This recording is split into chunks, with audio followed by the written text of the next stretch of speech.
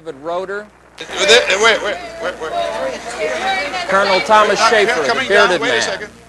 In the green sweater? Barry Rosen, the balding fellow with the beard, the press attaché. Joseph Paul just walking out to the right. Donald Holman. Robert Engelman, just going to the right of the screen. Paul Needham was after him. This is a fantastic moment we feel. Robert Odie, the oldest of the hostages, 65 years old. Here comes Barry Rosen, the press attaché. Donald Cupke behind him, the other young man in the beard. Frederick Cupke, excuse me. There he is right there, right there. Oh my. Oh, wait. Coming down the step. Ahern, the hostage who was held in solitary confinement, we believe. In the red jacket. He doesn't have that old green sweater. Oh, he's looking around. He's got a huge beard. See him right there? Donald Cook in the foreground here. John Limbert. He's coming down. Man who has a Ph.D. Oh, boy. Oh, he's almost... There's Stephen Lauterbach in the blue coat, I believe. He'll get him. They'll get him. Gregory Persinger. Echo Mueller, Marine Sergeant. Keo. Big old tall guy. That's Keo. That's Keo. He's the 6'9", the tallest of the hostages.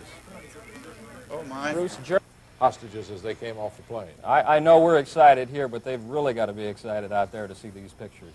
George, it seems to me that they look physically healthy. They are not stumbling. They are marching right along.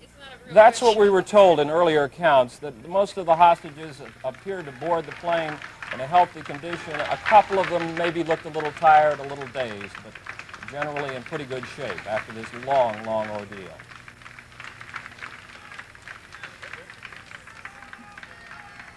There's Joseph Subik, John Graves, and isn't that Thomas Ahern? Jerry Miel, who just came out of the picture. Colonel Thomas Schaefer. There's Warren Christopher right there, taking his overcoat off, a man who went round the clock for 3 or 4 days during the negotiations. We have done that we didn't do to protect that embassy better. Well, in hindsight, one of the things we possibly could have done was could have downscaled the embassy. In other words, put a lot of people out on a little rest and recuperation.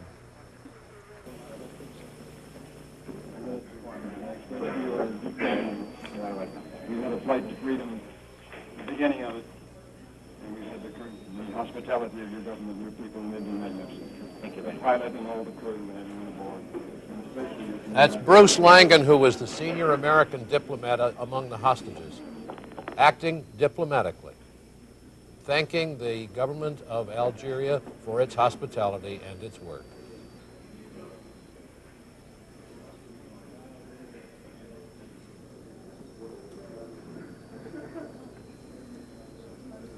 Other hostages expressing their thanks to Warren Christopher, and on his right, Harold Saunders, the Assistant Secretary of State for that part of the world. We have identified, here at NBC, we have identified 50 of the hostages.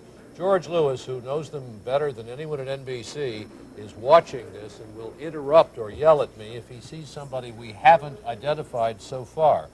Foreign Minister Ben Yahia says they have identified all 52. John, we think we've identified all of them by now.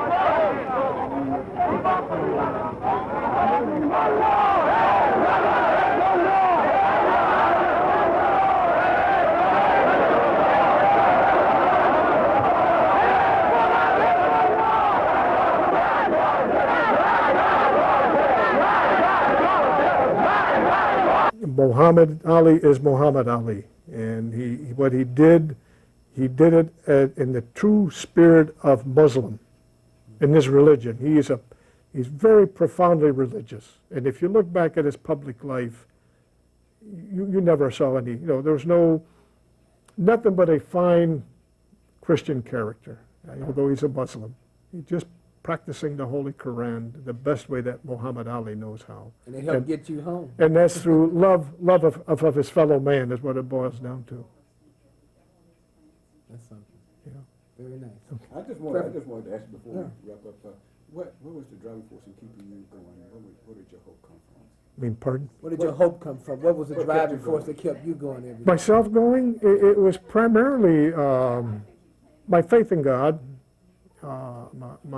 and deep back in my mind, I knew we were going to get home, and then just talking to the other people, just plain faith and hope, because without those two, forget it.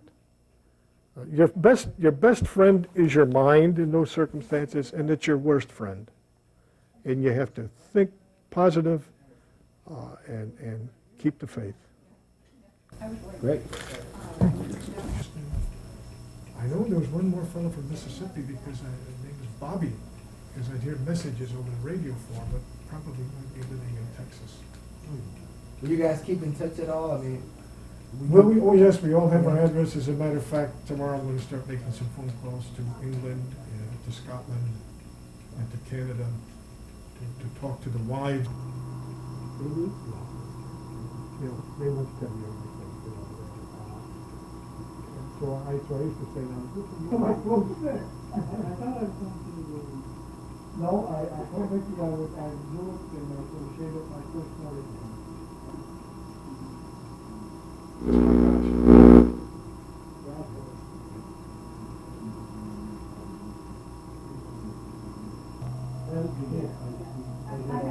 Oh, sure. I haven't seen any checkbooks.